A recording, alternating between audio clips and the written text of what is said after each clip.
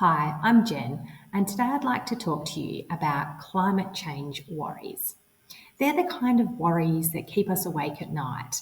They're the kind of worries that fill our head maybe when we're folding our laundry and wondering what kind of planet are our children going to inherit?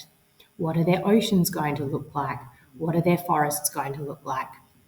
If you found yourself awake at night thinking about rising temperatures, wild weather events, or the state of our oceans, then you're not alone. As humans, our emotional radar is actually wired for the future. And the idea of climate change, well, it pretty much pushes every one of our worry buttons. But how do we manage such big fears, raise conscious kids, and still find space for joy? Today, let's talk about the psychology of climate anxiety, what it does to us, how we can manage it, and how we can gently guide our children through their own worries. So, you might have heard the term eco anxiety. And do you know what? It's a real thing. You're not overreacting. It's actually a term used to describe a chronic fear of environmental doom.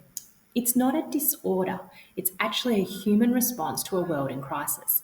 And for many people, it hits really hard.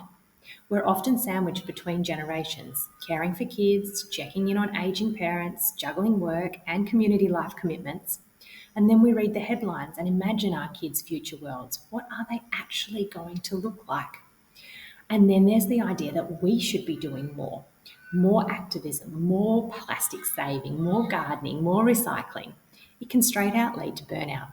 But here's the thing, you actually don't have to manage the weight of the world and all your worries by yourself. Climate anxiety can have negative effects on the mind and the body. Psychologically, any form of long term worry, even about something as valid as climate change, can trigger reactions in the mind and the body.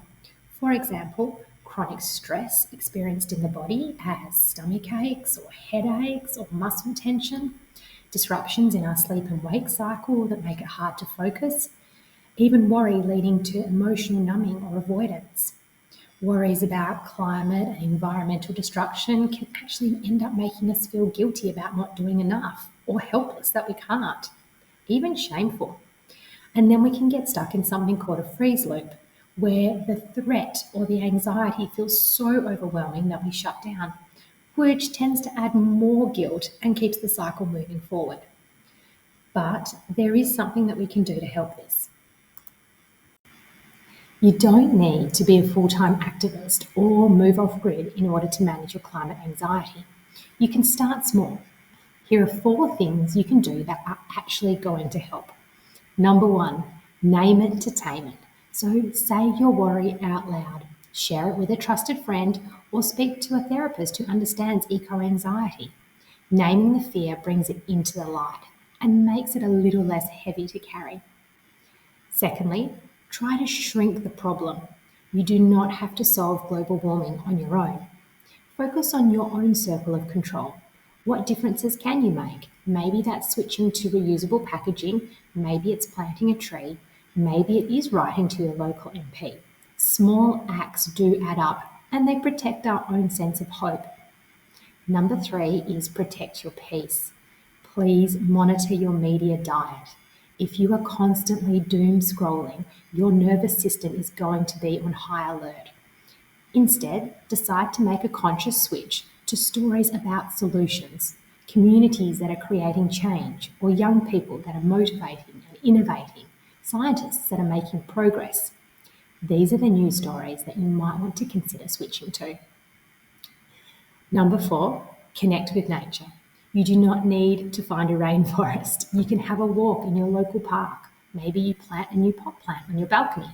And you can remind your brain that you are not separate from nature. You can belong in it too. It's a simple reminder that we can all regulate our nervous systems and work to build resilience. And maybe the most important thing is that we can try and model healthy engagement. Our children don't need perfect mothers.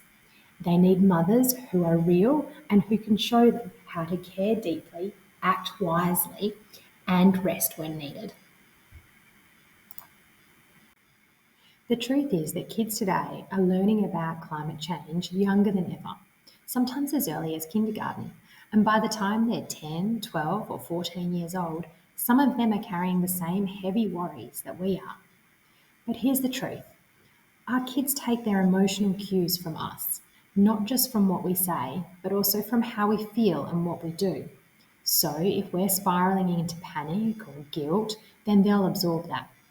But if we can show them that we're scared and we're still acting, still loving, still hoping, and able to manage our worries, they'll learn how to do that too. If you're struggling with climate change anxiety, or if you feel your child is overwhelmed by environmental worries, please reach out, and we would love to support you at Prosper Health Collective. Thank you for listening.